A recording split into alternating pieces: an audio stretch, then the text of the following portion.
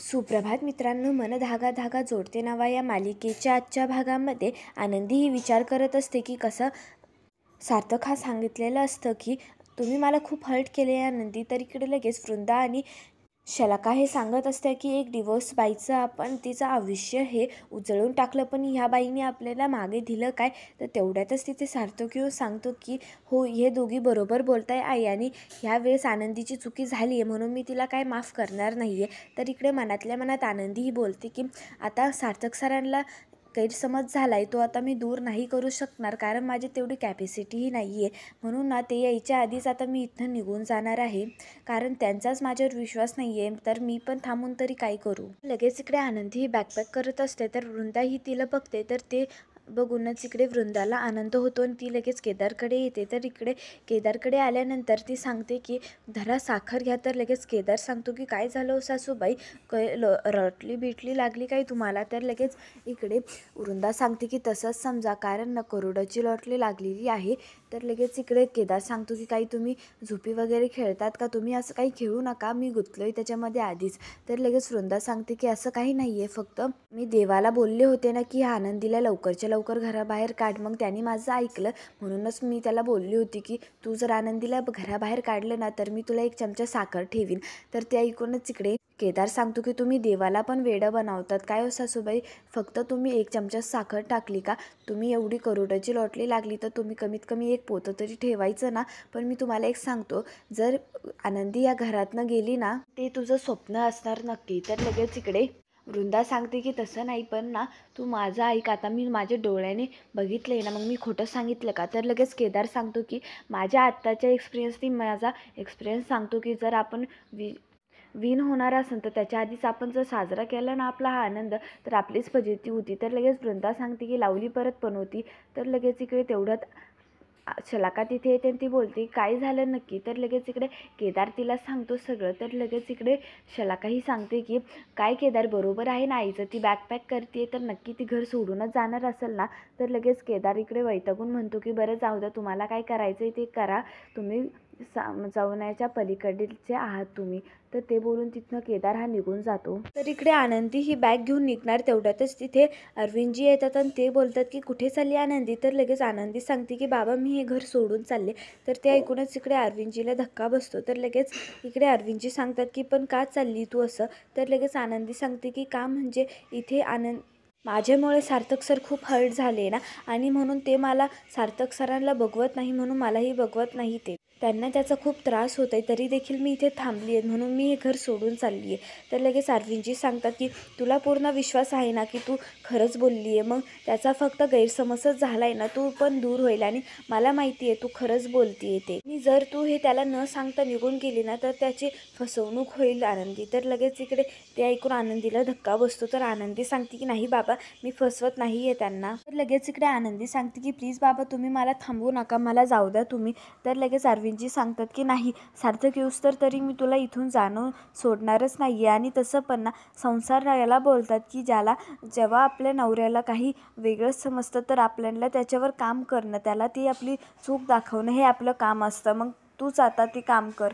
तर ते ऐकून इकडे आनंदी ही थोडी विश्वासू बनते. तर इकडे अण्णा हे घरी येतात आणि ते सगळ्यांना बोलावतात. तर इकडे लगेच मनोज, लीना आणि मालती हे लगेच तिथे येतात. तर लगेच इकडे अण्णा सांगतात की खूप मोठी बातमी द्यायची आहे. तर लगेच मनोज सांगतो की काय बातमी द्यायची आहे. तर लगेच इकडे अण्णा सांगतात की मी सार्थक सरांना भेटायला गेलो होतो. तर ते ऐकूनच इकडे मनोज सांगतो की कशाला भेटायला गेले होते, म्हणजे आता 100% नवीन प्रॉब्लेम झाला असेल. तर लगेच मालती सांगते की पण याच्यामध्ये बातमी तरी काय आहे ते तरी सांगा.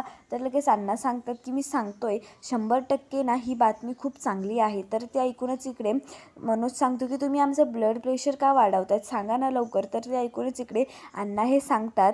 लगेच इकडे ते ऐकून मनोज सांगतो की त्या सार्थक सरांना त्या आनंदीमुळे किती काय काय नाही करावं लागणार. तर ते बोलूनच मनोज तिथं निघून जातो. तर लगेच इकडे लीना सांगते की तुम्ही यांचं नका मनावर घेऊ अण्णा, पण फक्त एवढंच सत्य आलं ना की ते प्रयत्न तरी करताय आनंदीचे हे सत्य येण्यासाठी. तर लगेच इकडे मालती ही देवाला हात जोडते आणि बोलते की आई सप्तशृंगी तू प्लीज आता हे जे काही आनंदीविषयी जे सार्थक सर काम करतात त्यामध्ये त्यांना यश मिळू दे. तर इकडे आनंदी ही सार्थकची वाट बघत असते. तर तेवढ्यात तिथे वृंदा आणि शलाका येते. तर वृंदा सांगते की तू गेली नाही का अजून? जर मी असते ना तुझ्या जागेवर तर मी लगेच इथं निघून गेली असते, कारण ना सार्थक पण आता तुझ्यावर खूप चिडलेला आहे. मग इथे तरी तुझं कोण राहिलं ग? कोणी असतं ना तर गेलं पण असतं इथून. तर तेवढ्यात तिथे सुधा येते आणि तर लगेच सुधाला बघून वृंदा सांगते की बघ ना सुधा, किती बिनलाजी मुलगी आहे ही. एवढं सगळं होऊनही ती आता घर सोडून नाही जाते. तर तेवढ्यातच तिथं अरविंदजी येतात आणि ते सांगतात की वृंदा, ती आनंदी जाणारच होती घर सोडणं, पण मीच तिला थांबवलं, कारण सार्थक येऊस तर मी तिला कुठेच पाठवणार नाही आहे. तेवढ्यातच तिथे सार्थक येतो. तर सार्थकला बघून वृंदा सांगते की बरं झाला तू लवकर आला, तुझी वाटच बघत होतो आम्ही. तर लगेच अरविंदजी सांगतात की का ह्या आनंदीला घराबाहेर काढायचं म्हणून. तर लगेच वृंदा सांगते काय भाऊजी, काय मस्करी करताय तुम्ही पण, आणि टोमणे मारू नका. तर तेवढ्यातच इकडे सार्थक सांगतो की आनंदीकडनं चूक तर झालेलीच आहे, म्हणून आता तिला शिक्षा पण द्यावाच लागणार. आणि तसं पण ना म्हणून आता मी सगळ्या सदस्यांनी एकत्र होऊन तिला घराबाहेर काढायचं की नाही हे सगळ्या सदस्यांनी लिहायचं, आणि का तिला घराबाहेर काढायचं की नाही त्याचा तुम्ही एक्सप्लेन पण करायचं. ते सगळं चिठ्ठीत 2 वेळी लिहून मला चिठ्ठी सगळ्यांनी द्यायची. तर ते ऐकूनच इकडे सार्थक हा निघून जातो. तर इकडे केदार हा रेश्माकडे येतो आणि तो सांगतो की काय सॉलिड प्लॅन केला आहे आपण. आनंदी तर आता घर सोडून पण चालली आहे, तुला माहिती आहे का? आणि सार्थक तर एवढा भडाकला आहे, काही सांगूच नको तू काही. तर लगेच रेश्मा सांगतो की हो, पण मला त्यांच्या घरच्यांचा खूप राग आला आहे, कारण ना कोणत्या चांगल्या मुलीसाठी त्यांनी जर मला नाकारलं असतं ना ते एक वेळेस ठीक होतं, पण त्यांनी त्या एक डिवोर्स बाईमुळे मला नाकारलं, त्याचा जास्त राग आला. म्हणून जे आनंदीने माझ्यासोबत केलं आहे ना आता तेच मी तिच्यासोबत परत करणार. आणि तुला सांगू, आपण आता तिचे लग्न झाल्याच नंतर किती पास्ट ओपन होत आहे तिचे आपण. तर लगेच इकडे केदार सांगतो की ते ओपन नाही होते, आपण करतोय ते पास्ट, म्हणून ते सगळे तिचे धंदे उघड झाले. तर इकडे हॉलमध्ये सगळे बसलेले असतात. तर लगेच सार्थक सांगतो की आता जे मी तुम्हाला सांगतोय ना तेच तुम्ही करा. तर तेवढ्यात तिथे पेन आणि तो एक वही देतो. तर सगळे त्यांना काय निर्णय घ्यायचा त्याचे ते एक्सप्लेनेशन लिहित असतात. तर लगेच इकडे आनंदी ही तिचं पेज देते. तर लगेच बोलते की काय गरज आहे सगळं हे लिहिण्याची सर. तर लगेच सार्थक सांगतो की तुम्ही प्लीज बाहेर जा. तर ते बोलून आनंदी बाहेर जाते. तर इकडे लगेच आकांक्षाचं मत होतं की आनंदीने घरात राहावं. तर इकडे बाबांचंही मत होतं की ती विश्वासू आहे म्हणून घरी ठेवा. तर लगेच सुधाचं मत होतं की आनंदीने हे सगळं आधी सांगायला हवं होतं. तर ते ऐकून इकडे सार्थकला धक्का बसतो. लगेच इकडे सार्थक हा वृंदाचं मत वाचणारच तेवढ्यात तो बोलतो की काय कुत्र्याचे पाय मांजराला लावलेत काकू, तुझं अक्षर आहे ना हे. तर लगेच वृंदा सांगते की दे इकडं मी वाचते ते. तर वृंदा सांगते की यात मी असं लिहिलंय की ती अपशकुनी आहे, तिने सार्थकला फसवले म्हणून तिने हे घर सोडावं. तर इकडे शलाकाचं हे मत आणि तिचं अक्षर बघून सार्थक हा विचारतो की तुझंच अक्षर आहे ना. तर शलाका हो बोलते. तर तेवढ्यातच इकडे रागवत हा सार्थक सांगतो की का केलं तू असं. तर लगेच इकडे शलाकाला धक्का बसतो. ती बोलते की मी काय केलं, माझ्यावर का चिडतोय तू. तर लगेच सार्थक सांगतो की बरं मी आता सगळ्यांनी ऐका हे की जी मला चिठ्ठी 3 चिठ्ठ्या होत्या त्याच्यामधली ही चिठ्ठी आता एक शलाकाने लिहिली आहे, आणि एक चिठ्ठी जी आनंदीने लिहिण्याचा प्रयत्न केला त्याच्यामध्ये त्यांनी सगळं सांगितलं, पण ती चिठ्ठी माझ्याकडे पोचलीच नाही. आणि ही चिठ्ठी जी माझ्याकडे कोणीतरी लिहून दिली होती. तर लगेच इकडे सार्थक सांगतो की तूच लिहिलंय ना हे. तर लगेच इकडे चिडचिड करत शलाका सांगते काही काय बोलतोय आई, तू बघ ना ही माझ्यावर हा आरोप करतोय कसा. काही पण आरोप नको लावू सार्थक माझ्यावर. तर लगेच इकडे सार्थक उठून बोलतो की गप बस. तर तेवढ्यातच सगळ्यांना धक्का बसतो. तर सुद्धा सांगते की पण झालंय तरी काय. तर सार्थक सांगतो की आई, जी आनंदीने आपल्याला सगळ्यापासून ते मिसकॅरेजचं काहीही लपवायचं नव्हतं, तिने सगळं सांगितलं होतं, पण हिने जी आता शलाखाने ही चिठ्ठी लिहिली होती म्हणून ती चिठ्ठी माझ्याकडं पोचली, त्याच्यामध्ये तर ते वेगळंच लिहिलं होतं, म्हणूनच ती चिठ्ठी शलाकाने लिहिली होती. तर लगेच ते ऐकून इकडे शलाका आणि सगळ्यांनाच धक्का बसतो. सार्थक सांगतो की मला माहितीच होतं शलाका तू असं बोलणार, म्हणूनच मी तुझ्याकडनं हे पुरावे घेतलेत. आता तूच बघ की तुझे हे दोन्ही अक्षर ही एकत्र येतात. तर लगेच इकडे ते ऐकून सगळ्यांना धक्का बसतो. तर लगेच इकडे सुद्धा सांगते काय केलं तू एवढं, आनंदीला एवढं पाण्यात का टाकलं तू, तिने काय केलं होतं, काय बिघडवलं होतं तुझं.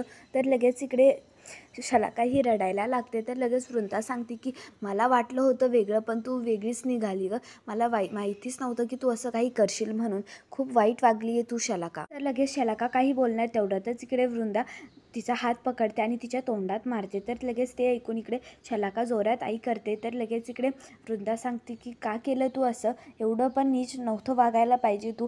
तर लगेच तिथनं शलाका ही निघून जाते. तर लगेच वृंदा सांगते की सुधा प्लीज मला माझ्याकडनं तू आनंदीला सॉरी म्हण. तर लगेच ती सुधाही बोलून वृंदाही तिथनं निघून जाते. तर इकडे सार्थक हा चिडलेला असतो. तर लगेच सुधा सांगते की इकडे ते बोलून इकडे सुधा सांगते की तू बाहेर जा आता, कारण आनंदी तिकडे बाहेर एकटीच गुदमरली असेल, तिला पण खूप वरचढ होत असेल की काय नेमकं झालंय ते, तू जा आणि तिला घेऊन ये. तर लगेच इकडे सार्थक हा तिला आणायला जातो. तर इकडे रडत असते. तर आनंदीला रडताना बघून तर लगेच इकडे सार्थक सांगतो की तुम्हाला माझं ऐकायचं नाही आहे का, आता काय राहिलेच सांगायचं. तर लगेच इकडे आनंदी सांगते की मला तुम्ही प्लीज बाहेर नका काढू, मी जे सांगते ते खरंच बोलते. तर ते ऐकून इकडे लगेच सार्थक सांगतो की पण डिसिजन तरी ऐकून घ्या. तर लगेच डिसिजन ऐकल्यानंतर इकडे आनंदीला आनंद होतो. तर लगेच इकडे सार्थक सांगतो की अजून काही बोलायचं आहे तुम्हाला.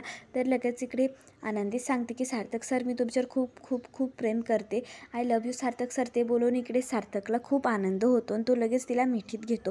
तर मित्रांनो, तुम्हाला आजचा भाग कसा आवडला ते कमेंट करून नक्की सांगा आणि आपल्या मराठी मावळा चॅनलला नक्की सबस्क्राईब करा. धन्यवाद.